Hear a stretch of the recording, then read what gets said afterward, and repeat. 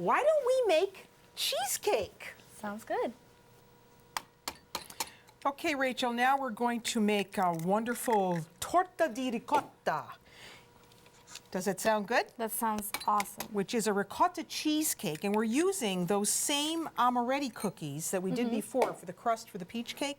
I'm having her press that into the base of a springform pan. So we have the same butter and sugar and cookie mixture, but we don't have the nuts in there. We didn't put the nuts in there. So to do this, we want to start with some ricotta cheese, obviously, right? Yeah. So here we have 2 3/4 cups of ricotta cheese. Now, when you buy it, you want to make sure that you get a really good one. So this one happens to come from friends of mine in Delaware who make their own ricotta cheese, and they sent me this. But you can find fresh ricotta cheese, you know, in your grocery store. You probably use it in your baking, don't you? Yeah. What do you use it for? I'll use it when I make any kind of cheesecake. Just it always, even if it's a cream cheese based cheesecake, if you add a little bit of ricotta, it adds a nice flavor anyway. Right, a nice texture. Yeah. So here it is, and it's just really fresh. So that's going to make all the difference in the world, right? So we have that, and then we want some mascarpone cheese. And have you ever baked with mascarpone? I don't think I've baked with mascarpone yet. This is the cheese that's used for tiramisu. You've made tiramisu, yeah, with the lady fingers. Yeah. So we want 1 1/4 cups of the tiramisu. Now you can begin to think of how rich this is going to be. So that's the mascarpone, and then just to gild the lily a little more, we've got sour cream.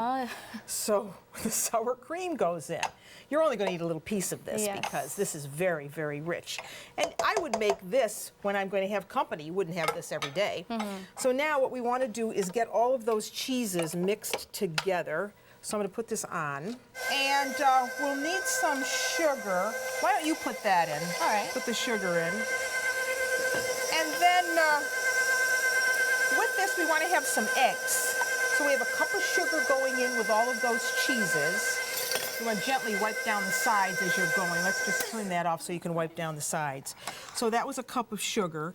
And just to bind it and give it extra flavor, we're going to add 3 eggs, 3 whole eggs. So let's put this back on, just on medium, and add those eggs.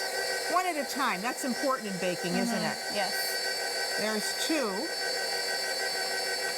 And here's our 3rd one, and then you'll have to wipe down the sides of the pan again. We're going to put a little salt in with that, just a tad. Okay, why don't you wipe down the sides of the pan again. And then we want to add some extract with this, some vanilla or almond extract would be nice. This is almond to go along with the almond flavor of that crust. So that just is a nice little addition. So you don't want too much. If it's an extract, you don't need a lot, right? You don't want to use imitation. Can you smell how good that smells? All right, let's put that back on again. Let that go. And then we want about 2 tablespoons of flour. So that goes in. So now we have that in, and then the last thing we need to add is some amaretto.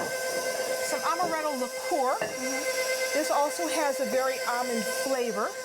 We're going to add, I would say, about 1/4 cup. I'm just going to eyeball it. And that's going to be a really nice almond cheesecake. If you don't want to use amaretto, you could just leave it out. So now we have it ready to go. Look at how beautiful that is. So get it all smooth and creamy and ready to go. What kind of cheesecakes do you like to make? My favorite, I've done almost like a Neapolitan ice cream kind of cheesecake with strawberry and chocolate. I've done just a chocolate swirl cheesecake, and even just plain cheesecakes sometimes are great. So you're a real cheesecake aficionado. Yeah, that's one of my favorite things to make. All right, there, it looks good. You want to smooth the top, so it's looking good. And now what we need to do is bake this in that water bath, as I'm telling you. So if you bring over the cheesecake, I will bring over the water.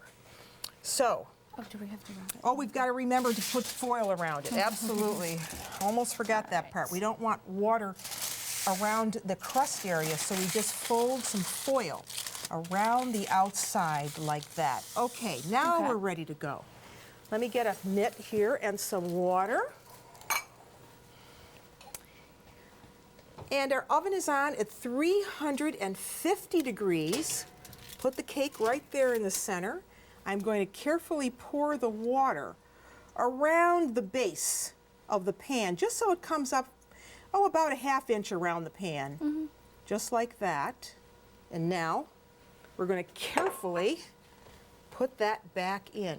Now we're going to decorate it. So we have some fruit and we have some lemon curd. And you want to get the lemon curd? Sure. We made a lemon curd for the top of this cake, which is nothing more than a mixture of lemon juice, lots of lemon juice, eggs, sugar, and butter that's mixed together in a double boiler. And you wind up with a beautiful pudding that looks like this. Why eat just regular cheesecake when we can do this? And we have some fruit, right? So you're going to get the fruit. So the lemon curd just goes right over the top. This is just a beautiful, beautiful cheesecake. We have some beautiful raspberries and blackberries. All right, to now put on top. why don't you start thinking about a nice design with those to go on top? When I buy berries, I always put them on paper towel like that to absorb any extra moisture and to keep them fresher longer. So you can go ahead and start. Okay. Doesn't that look gorgeous? So a few berries around.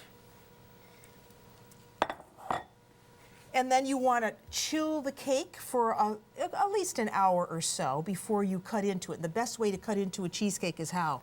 Probably with a hot knife to make so you don't smudge the pieces up and it still looks really pretty. Absolutely. Beautiful. Now, who wouldn't want a piece of that?